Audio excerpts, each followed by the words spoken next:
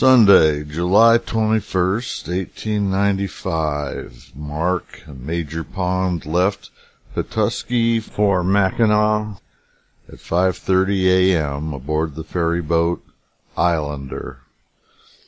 7.5 mile course to the island. Neat, nice, comfortable, convenient. None of those words can be applied to any channel boat. Those damned awful scows. They joined the ladies and waited 5 hours on the dock for the SS Northwest to take them to Duluth. Our course took us through the copper country of the Keweenaw Peninsula and a stop at Houghton, Michigan. When Horace Greeley had said, "Go west, young man," he was actually referring to the copper rush in Michigan's western upper peninsula. Houghton gained importance as a port with the opening of the Keweenaw Waterway in 1873. The waterway was created by dredging out Portage Lake, Portage Shipping Canal, and Lily Pond. This created the new island of Copper Island, the northern tip of Keweenaw Peninsula. In 1854, Houghton was said to be occupied by thieves, crooks, murderers, and Indians. The increasing demand for copper wiring fueled much of Houghton's development in the 60s and 70s, and by 1883 the railroad was extended from Marquette. On and around the Apostle Islands, Lake Superior, Ojibwa people discovered and innovated agricultural advancements, including excavating copper deposits and creating specialized tools for agriculture, hunting and fishing, the use of canoes in rice harvesting, conjugal collaborative farming, and the Three Sisters crop complex, enabling the Ojibwa to greatly expand their population, their territory, and power outward in all directions, creating an enormous nation. These rapid advances in technology, along with 5 centuries of migration from the East, caused divisive ideological disagreements over traditionalism, and ultimately the Potawatomi, Ottawa, and other tribes split off, leaving the Ojibwa alone, wielding full control over the entire Lake Superior region, with the islands remaining their power center. All the Mississippi nations, nevertheless, considered the area their ancient cultural and spiritual home. When the early French traders arrived around 1614, the capital city was Mackinac Island and was given the name La Pointe. And by 1693 it was fortified and included as an official trading post city in the Empire of New France. But with the westward expansion of European colonialism, conflicts boiled into formal wars from 1775 onward.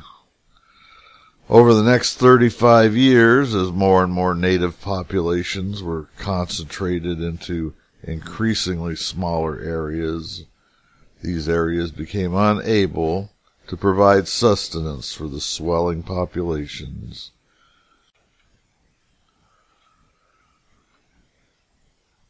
On Lake Superior, SS Northwest, Major Pond was on deck early and found the smoke all gone. In its place was bright sunshine, but so cold all day that few of the other passengers were on deck. The ship was running 8 hours late. They landed in Duluth at just 9 p.m. Mr. Briggs, the correspondent, met them at the wharf with a carriage. As the boat neared, Briggs shouted, "Hello, Major Pond." "Hello, Briggs. Is Mark Twain all right?" "Yes, he's ready to go to the hall, and he will be the first passenger off the ship." "Good. We have a big audience waiting for him," said Mr. Briggs. "We'll have them convulsed in 10 minutes, said I. Mark was the first passenger to land. Mr. Briggs hurried him to the church, which was packed with 1,250 warm friends, 100 degrees in the shade, to meet and greet him. It was a big audience. He got through at 10:50, and we were all on board the train for Minneapolis at 11:20.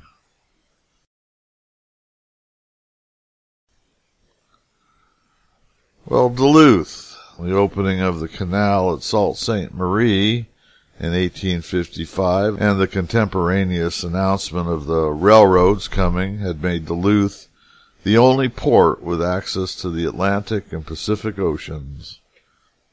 Soon the lumber industry, railroads, and mining were all growing so quickly that the influx of workers could hardly keep up with demand, and storefronts popped up almost overnight. By 1868, business in Duluth was really booming, the zenith city of the unsalted seas. In 1869, 1870, Duluth was the fastest growing city in the country. It was expected to surpass Chicago in size in only a few years. When J. Cook, a wealthy Philadelphia land speculator, convinced the Lake Superior and Mississippi Railroad to create an extension from St. Paul to Duluth, the railroad opened areas due north and west of Lake Superior to iron ore mining. Well, Duluth's population on New Year's Day in 1869 consisted of 14 families. By the 4th of July, 3,500 people were present to celebrate. However, J. Cook's empire crumbled and the stock market crashed in 1873, and Duluth almost disappeared from the map. But around the start of the 20th century, the city's port passed New York City and Chicago in gross tonnage handled, elevating it to the leading port in the United States. 10 newspapers, 6 banks, and an 11-story skyscraper, the Tory Building, were also present. Pond wrote, "It was my busy night. The train from Minneapolis was to start at 12 o'clock. The agents in New York, who had fitted me out with transportation and promised that everything should be in readiness on our arrival in Duluth, had forgotten us, and no arrangements for sleeper or transfer of baggage had been made. I had all this to attend to, besides looking after the business part of the lecture, which was on sharing terms with a church society. Everything was mixed up. As the door tender and finance committee were bound to hear the lecture, I could get no statement, but took all the money in sight and was on board the train as it was starting for Minneapolis.